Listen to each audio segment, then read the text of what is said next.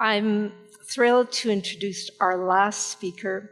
She's a woman that I knew before I knew her. I often saw her at Moss Street Market. And she has been farming certified organic vegetables near Victoria for the past 14 years. And you may have seen her at Moss Street as well. She leases a total of 1.5 acres. Have I got that right? 1.5 acres in 2 parcels, and makes her living selling vegetables to restaurants, grocery stores, farmers markets, and through a vegetable home delivery program.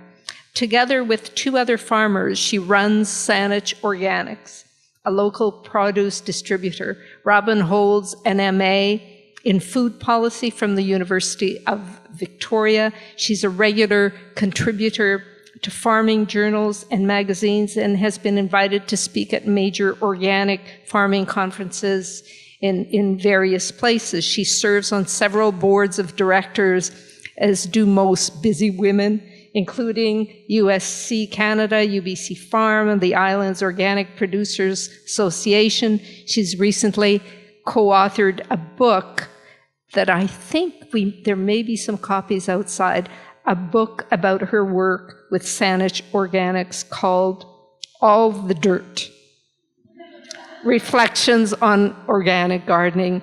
And I'm really pleased to welcome Robin.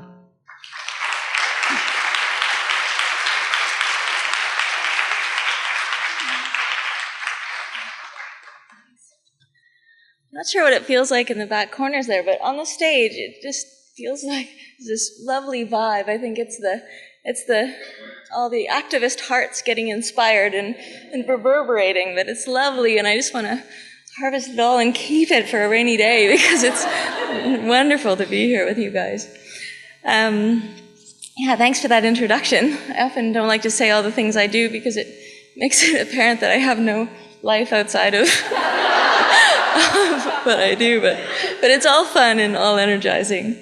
Yeah, so I started farming 14 years ago. I came to Victoria with a backpack and a song in my heart, and I did an apprenticeship with Tina Baines, who is one of our pioneer women farmers in Saanich. I got into farming for the love of the work, but I stayed because I found myself in the midst of this really exciting paradigm shift in agriculture. Farming has traditionally been in the hands of women. You know, it's been a natural progression from gathering and foraging.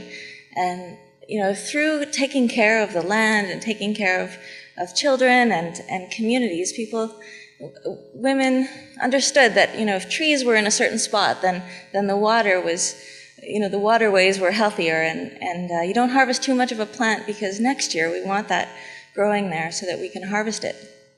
And in the last 50 years, we've kind of switched from this caring to the land, realizing that, you know, the land feeds us and we feed each other, to you know, having a lone farmer on a tractor, you know, overseeing thousands of acres, and the bottom line is profit and producing food for the world, and, you know, producing excess. Imagine that, you know, just the excess, and it's not necessarily food that makes us healthy and strong, it's fodder for the masses so that we can move to the cities and drive the economy. And I think the paradigm shift that I'm involved with is the realization that the economy isn't somewhere else. You know, it's us, and the more we work together to weave this watertight basket of the economy in our midst, the more we realize that all the actions that we do every day, and food is a big part of that. I think food is a great example to talk about local economy because it's something so intimate. It's something so, something that we all do every day. So we call this movement, or, you know, it's been called the feminization of agriculture. So it's taking control back of taking our food system back into our control it's many people working on the land together. So it's yin to the yang of the lone farmer on the tractor. It's feeding our communities healthy food. Imagine that, food that actually nourishes us. It's exciting to have food in season, and food eaten in season has different restorative health benefits. It's taking care of the land, it's taking care of the water, and it's realizing that when we import food, we're often exporting exploitation. So cheap food that we see in the grocery store, sometimes there's not a whole lot of social justice that goes on the farms elsewhere, and we don't see them, and so it's easy to ignore it. But if we bring our food system closer, we can keep an eye on it, and there's a lot of people saying that this can't be done, and with any paradigm shift, there is a lot of growing pains. We see it on our farm all the time. You know, it is hard to make a living. We're doing it and we're enjoying it, but there are a lot of challenges. There's long days, and it's hard for us near the urban periphery to fit into urban life and rural life. So we're just trying to figure out how to make this work. One exciting thing for me, and a real indicator of this groundswell that's happening, is all the applicants we've had to work on our farm this year. We've gotten over 30 applications of people who have spent a year apprenticing. They have university degrees, many of them, some of them several university degrees, and they all want to come and join us, and they want to help problem solve. And it's just so inspiring, because sometimes you think you've hit a wall, you know, when you realize you're maxing out all your crop rotations, and you've diversified your markets, you're doing everything you can, and then you get these apprentices that come and just say, well, you know, we're determined to be in this too, so let's figure out more ways, and let's use social media. We've had some apprentices build us a website. They're tweeting and doing all these these things that, you know, slowly it's changing. And I was just on a book tour across Canada, and when I was in Montreal and Winnipeg and last night in Vancouver, I hear from folks like me everywhere.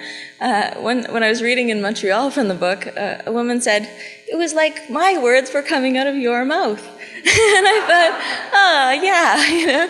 So the change is happening, and I think the most important thing about recreating a food system that's socially just and ecologically responsible and delicious is having it participatory.